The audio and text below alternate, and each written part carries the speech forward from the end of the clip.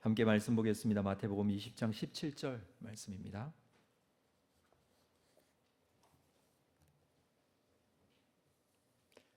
마태복음 20장 17절 28절까지 말씀을 한 절씩 교독하겠습니다.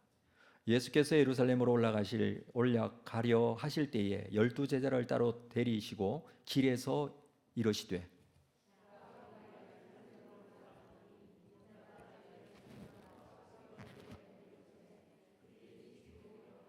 이방인들에게 넘겨주어 그를 조롱하며 채찍질하며 십자가에 못 박게 할 것이나 제3일에 살아나리라.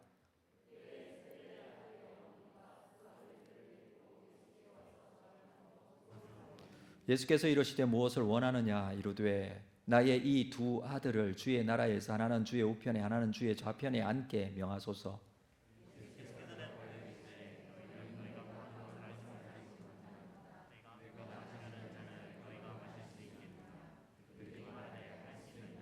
이르시되 너희가 과연 내 잔을 마시려니와 내 좌우편에 앉는 것은 내가 주는 것이 아니라 내 아버지께서 누구를 위하여 예비하셨든지 그들이 얻을 것이니라.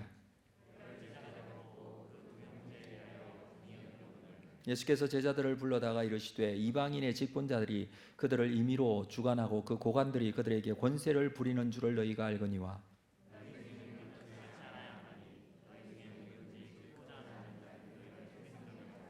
너희 중에 누구든지 어떠함이 되고자 하는 자는 너희의 종이 되어야 하리라.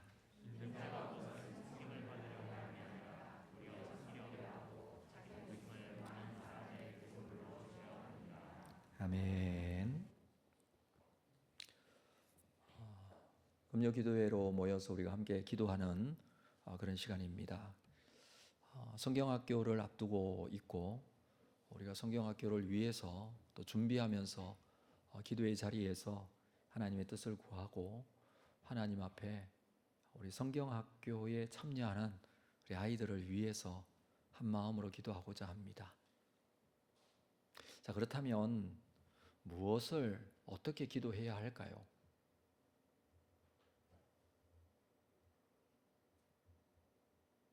제가 질문한 겁니다. 무엇을 어떻게 기도해야 할까요? 우리가 성경학교를 위해서 기도한다. 우리 지난주에도 유치부 영화부를 위해서 기도했습니다. 어떻게 해요?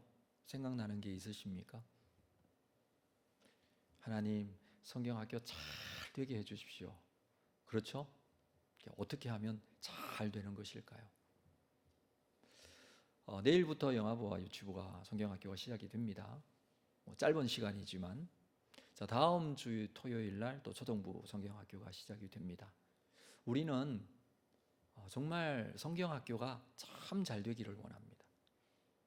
잘 되어서 우리 아이들이 은혜도 받고 변화되어지고 또 말씀을 깨닫는 그런 은혜가 있었으면 좋겠습니다. 그러면 그 내용이 무엇이냐라는 것이죠. 특별히 우리 말씀을 전하는 주의 종들에게, 우리 전도사님들에게, 또 말씀을 가르쳐야 하는 교사 선생님들에게, 또 위에서 기도하는 부모님들과 우리 성도 여러분에게 정말 드리고 싶은 말씀, 함께 나누고 싶은 말씀, 무엇을 아이들에게 가르칠 것인가, 그리고 아이가 어떻게 되어지기를 원할 것인가, 그 내용이 정말 무엇인가를 우리가 이 시간에 좀 생각하고 기도했으면 좋겠습니다. 그냥 잘 되었으면 좋겠습니다 라는 게 아니라 아이들에게 무엇을 그들에게 말하고 보여줄 것인가. 흔히들 우리가 그렇게 이야기하지 않습니까? 아이들의 문제는 어른들의 문제다. 다음 세대의 문제는 기성세대의 문제다. 그렇습니다. 우리 책임이에요. 그렇기 때문에 우리가 어떤 기준을 가지고 어떤 말씀을 붙들고 어떻게 기도하는가는 정말 중요합니다.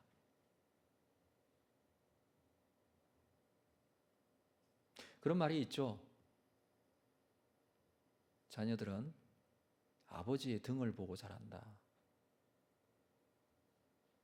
아버지뿐만 아니라 어머니도 마찬가지겠죠. 여기 앉아 있는 우리들은 우리 자녀들, 교회 학교 아이들, 다음 세대, 또 가정의 개인적인 자녀들의 부모님들입니다. 내 집의 아이들뿐만 아니라 우리 교회 안에 다음 세대의 부모님들입니다.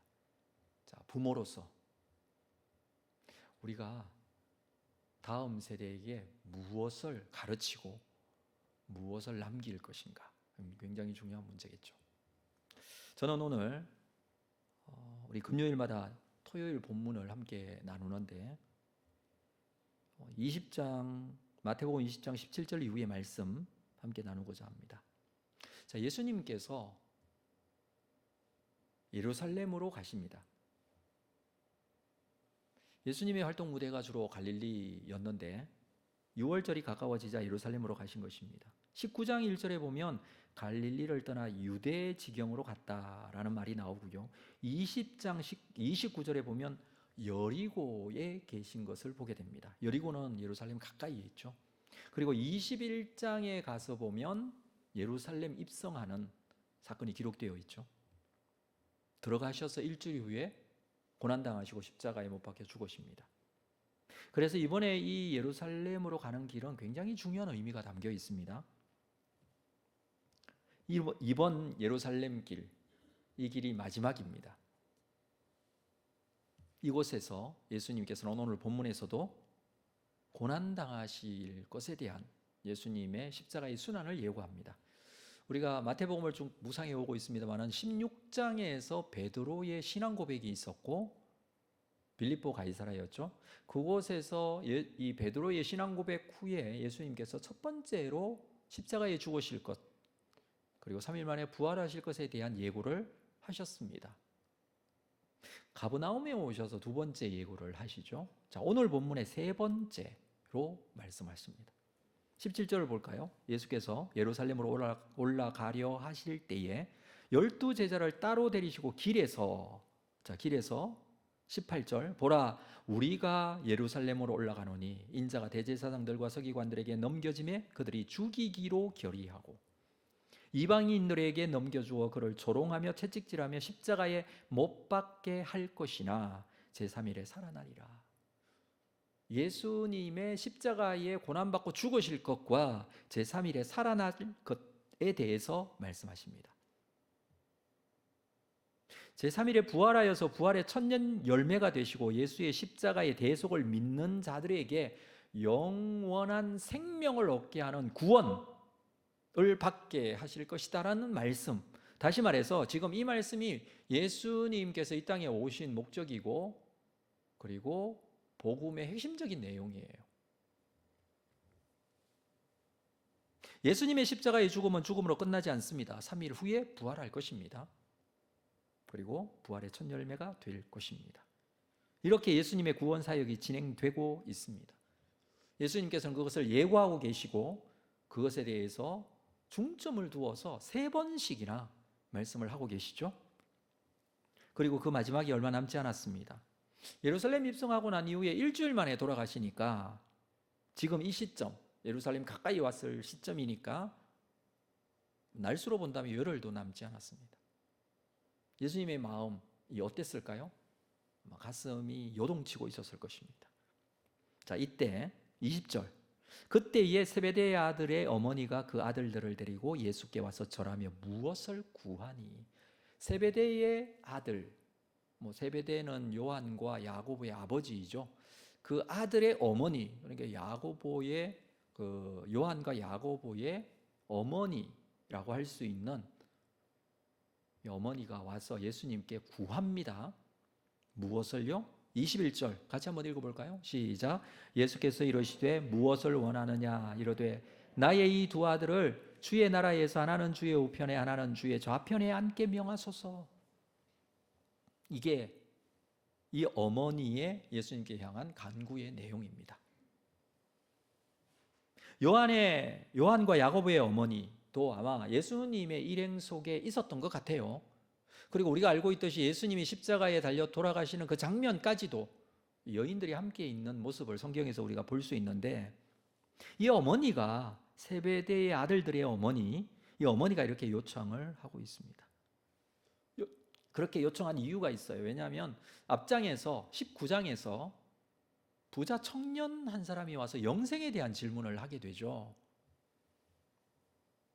그때 예수님께서 재물에 대한 말씀을 하십니다. 재물을 팔아 가난한 자들에게 나눠주고 나를 따르라, 이렇게 말씀하시죠. 청년이 어떻게 합니까? 재물을 팔아 가난한 자들에게 나누고 예수님을 따릅니까? 아니요. 근심하여 돌아가니라. 그 말은 그냥 돌아갔다는 말이죠. 예수님은 부자가 천국에 들어가기가 어렵다, 이렇게 말씀을 하십니다.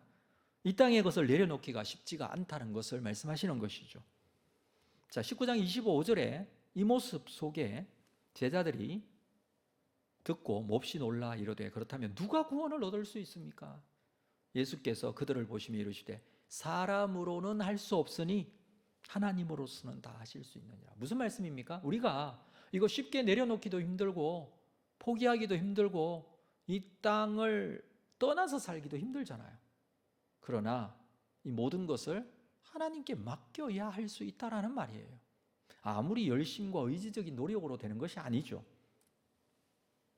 자, 이 상황에서 베드로가 질문합니다. 27절, 이에 베드로가 대답하여 이르되 보소서 우리가 모든 것을 버리고 주를 따라 싸우는데 그런즉 우리가 무엇을 얻겠습니까? 예수님을 따라 나섰고 실제적으로 베드로 같은 경우에는 모든 것을 버리고 예수님을 따라 나섰습니다. 갈릴리 바다에서 기적을 경험한 베드로가 그물도 버리고 물고기도 버리고 배도 버리고 예수님을 따라 나섰다 그랬어요.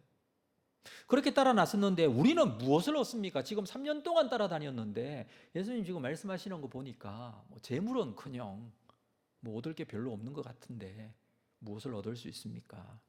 예수님께서 말씀하십니다. 28절, 예수께서 이르시되 내가 진실로 너희에게 이르노니 세상이 새롭게 되어 인자가 자기 영광의 보좌에 앉을 때에 나를 따르는 너희도 12보좌에 앉아 이스라엘 12지파를 심판하리라. 이 말씀을 하셨어요. 나를 따르는 자들에게 주시는 보상이 있다, 이 말씀이죠. 그 보상은 다른 것이 아니라 너희도 12보좌에 앉겠다. 그리고 이스라엘 12지파를 심판하겠다. 심판하겠다는 것은 다스린다라는 의미예요. 이러한 보상은 미래에 완성될 하나님 나라의 관점에서 예수님께서 말씀하신 것이죠. 그런데 제자들도 그리고 그 제자의 어머니도 완성될 하나님 나라는 이 땅에서 이루어질 현재적인 성공, 그 성공으로 이해하고 있습니다. 인자가 자기 영광의 보좌에 앉을 때에 너희도 12보좌에 앉게 되겠다고 하셨는데 너희도 12보좌, 너희는 12명의 제자들을 말하는 것이죠. 이 12명의 제자가 예수님이 보좌에 앉을 때에 그 12명의 제자도 보좌에 앉게 될 것인데 서열에 대한 이야기는 안 하셨어요. 그때 세베대의 아들인 이 두 아들은 하나는 좌편에 하나는 우편에 앉게 해달라, 이게 어머니의 요구였습니다. 다시 말해서 서열 1, 2위는 내 아들이 되게 해주십시오, 그 말이죠. 지금 이들의 관심 한번 보십시오. 우리가 20장 말씀 또 19장 앞에 있는 말씀을 함께 읽었습니다마는 예수님께서 그렇게 강조하시고 말씀하시는 예수님의 십자가의 죽음과 순환에 대해서 그리고 그 부활에 대해서 관심이 없어요. 두 번째 순환 예고 시에는 제자들이 매우 근심했다라는 표현을 본문에서 해주고 있는데 세 번째는 그런 표현도 없습니다. 오히려 이런 욕망이 뒤이어 나옵니다. 예루살렘이 가까울수록 십자가를 지시고자 하시는 예수님의 사역이 십자가 가까이 가면 갈수록 오히려 영적으로 더 제자들이 어두워져 가고 있습니다. 자, 22절 볼까요? 본문, 예수께서 대답하여 이르시되 너희는 너희가 구하는 것을 알지 못하는도다. 보좌의 좌우편에 앉게 해달라고 하니까 너희가 구하는 것을 알지 못하는도다. 내가 마시려는 잔을 너희가 마실 수 있느냐? 그들이 말하되 할 수 있나이다. 예수님께서 마시려고 하는 잔, 무슨 잔입니까? 진노의 잔이죠. 물론 구약에 보면 이 잔이 내 잔이 넘치나이다 이렇게 복을 상징하기도 하지만 그것보다는 하나님의 심판과 진노의 은유적 표현으로 굉장히 많이 사용되어지고 있습니다. 그래서 예수님은 겟세마네에서 기도하실 때 아버지 이 잔을 나에게서 옮겨주십시오 이렇게 기도하셨던 것이죠. 이 고난의 잔을 마실 수 있느냐? 제자들에게 묻습니다. 우리가 좌우편에, 우리 이 두 아들이 예수님의 좌편 우편에 그 영광의 보좌에 이를 때에 그 좌편 우편에 앉게 해달라고. 근데 그 자리에 가려면 내가 마시려는 잔, 그 잔을 너희도 마실 수 있느냐? 그들이 말하되 할 수 있나이다. 물론 이들은 이 잔이 고난의 잔인 것이라는 것을 알고 있었을 것입니다. 말씀드렸다시피 원유적 표현으로 많이 쓰였기 때문에 그래요. 그러나 영광스러운 자리를 차지하기 위해서는 어느 정도 희생은 감수해야 한다고 생각했던 것 같아요. 우리가 할 수 있습니다. 23절을 볼까요? 이르시되 너희가 과연 내 잔을 마시려니와 내 좌우편에 앉은 것은 내가 주는 것이 아니라 내 아버지께서 누구를 위하여 예비하셨든지 그들이 얻을 것이니라. 내 잔을 마시기는 마시겠다라는 거예요. 무슨 잔을? 고난의 잔을. 실제적으로 예수님을 따랐던 제자들인 사도들은 고난의 잔을 함께 마시는 자들이었습니다. 그러나 예수님의 좌우편에 앉는 것은 아버지의 주권으로 아버지께서 예비하셨다. 여기에 등장하는 이 세베대의 아들들인 어머니는 나중에 십자가 현장에 직접 있습니다. 마태복음 27장 56절에 보면 그 중에는 막달라 마리아와 또 야고보와 요셉의 어머니 마리아와 또 세베대의 아들들의 어머니도 있더라. 그리고 예수님은 십자가에 달릴 때에 십자가 위에 유대인의 왕이라는 표가 적혀 있게 되죠. 그 좌우편에는 십자가형을 받은 강도들이 함께 있었습니다. 이렇게 될 것입니다. 사람들이 원하는 게 있지만 하나님은 하나님의 뜻을 이루어 가십니다. 예수님께서 지금 말씀하신 오늘의 이 본문대로 십자가는 진행이 될 것이고 그 좌우편에도 아버지께서 택한 자들, 아버지의 계획이 그대로 이루어질 것입니다. 여기에서 요구하고 있는 이들은 이 세상에서 성공하고 인정받고 사람들로부터 자랑거리들을 원하였지만 그러나 그것은 하나님의 뜻이 아니었습니다.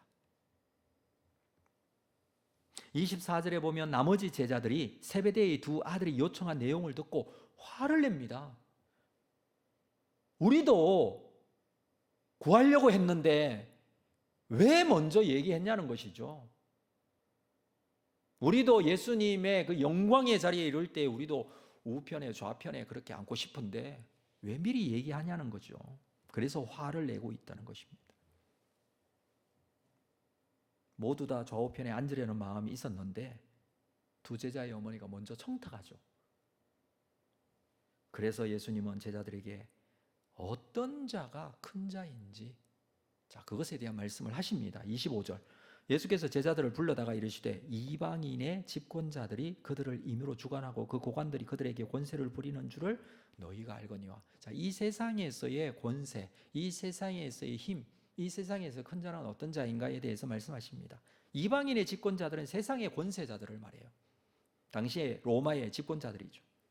이들이 원하는 행위는 주인이 되어서 다른 사람을 다스리는 거예요.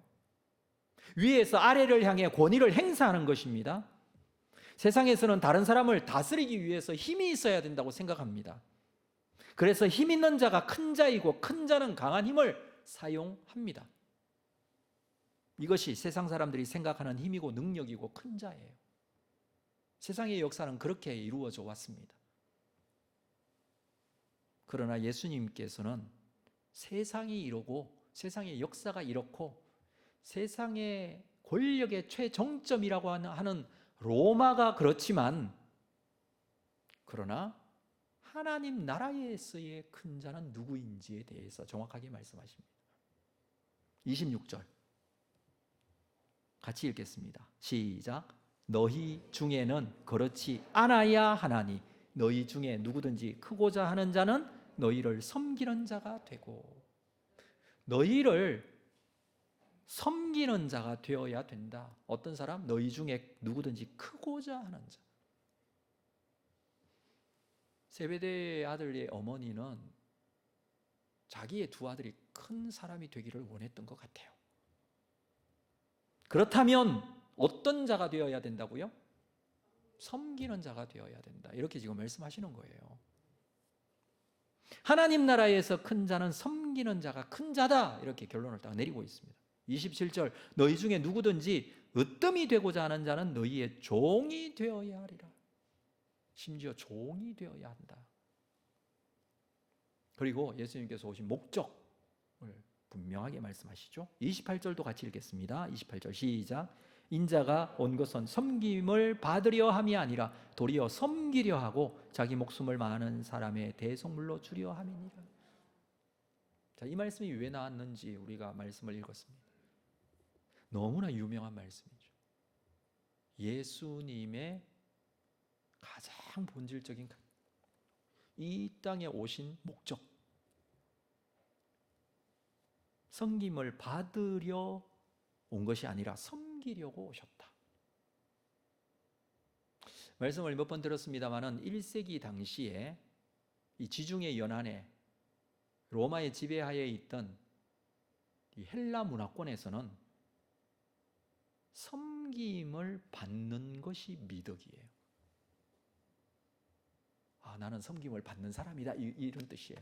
이게 정말 좋은 의미로 자랑이고 자부심이었어요.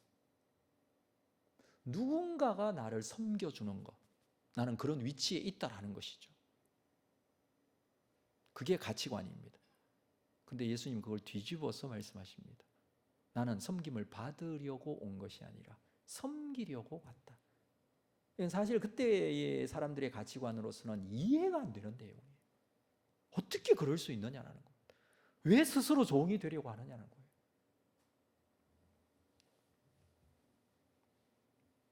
예수님께서는 어떻게 섬기셨습니까? 자기 목숨을 많은 사람의 대속물로 주기 위해서 오셨고 실제로 십자가에 죽으시면서 섬기셨습니다. 예수님께서는 섬김을 받는 왕이 아니라 섬기는 종으로 오셨다, 이렇게 말씀하시면서 이 말씀을 하신 이유가 무엇입니까? 너희들도 지금 세베대의 아들들의 어머니가 요구한 것은 섬김을 받겠다는 것이죠. 우리의 자녀들은 섬김을 받는 자리에 첫 번째, 두 번째 자리에 있었으면 좋겠습니다라는 의미죠. 근데 예수님께서는 이 부분에 대해서 이렇게 길게 말씀을 해주고 계세요. 오늘 말씀을 길게 읽었지 않습니까? 인자가 온 것은, 인자라는 표현 자체가 구약에서는요, 다니엘서에 보면 천상의 지위를 가진 존재로 기록되어져 있어요. 온 세상을 다스릴 왕의 권세를 가진 자, 그렇습니다. 예수님 그런 분이에요. 그러나 인자된 예수께서는 섬김을 받는 왕이 아니라 섬기는 종으로 오셨다, 이렇게 말씀합니다. 그래서 예수님은 제자들에게 크고자 하는 자는 섬기라, 으뜸이 되고자 하는 자는 종이 되라. 이 말씀을 어떻게 생각하십니까? 섬기는 자가 큰 자라는 것입니다. 종이 되는 자가 권세자라는 것입니다. 여러분께 다시 한번 말씀드려요. 이 내용을 자녀들에게, 다음 세대에게 가르칠 수 있느냐라는 거예요.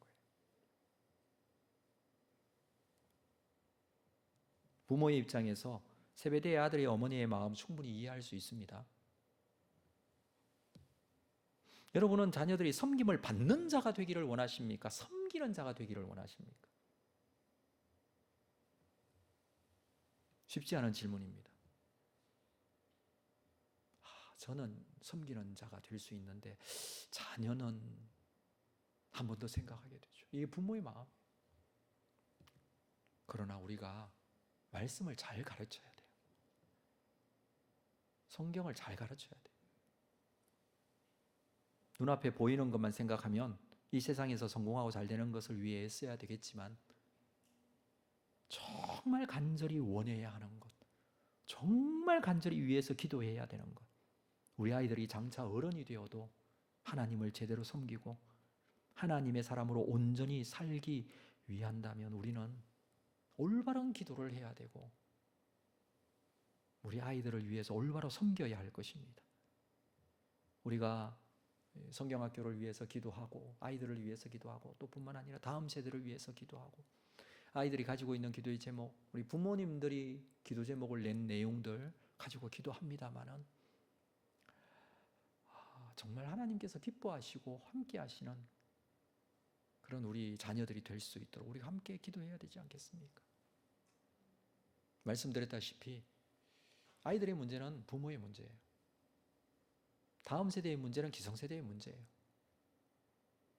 그건 책임을 떠넘길 수가 없습니다.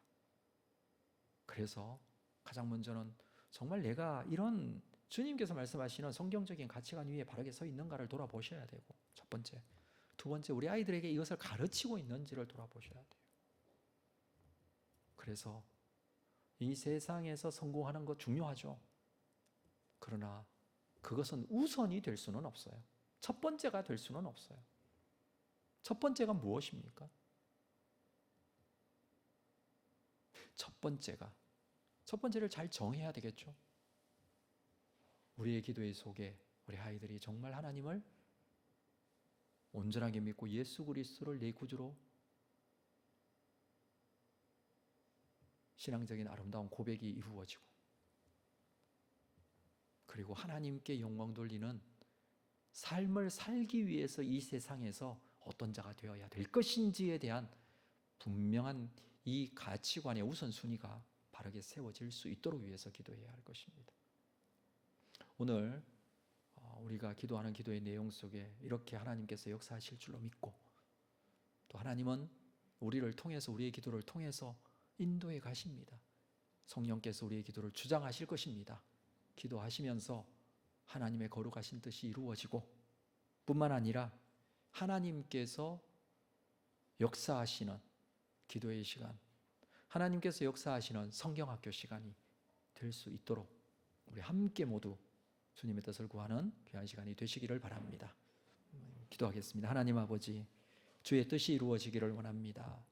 인간적인 잘못된 열심으로 인하여서 이 세상의 가치관이 교회 속에 들어와 믿음을 혼탁하게 하고 분명한 목적을 잃어버리고, 하나님이 아니라 이 세상의 가치관만이 드러나는 그런 주님의 교회가 되지 않게 하시고, 교육부서가 되지 않게 하시고, 우리의 다음 세대가 되지 않도록 우리가 정말 올바른 기준을 가지고 주님 앞에 기도하고 잘 가르쳐 모범이 될 수 있도록 하나님 함께하여 주시기를 원합니다. 오늘 이 밤에 주님께서 우리의 주관자가 되어 주시옵소서. 예수님의 이름으로 기도합니다.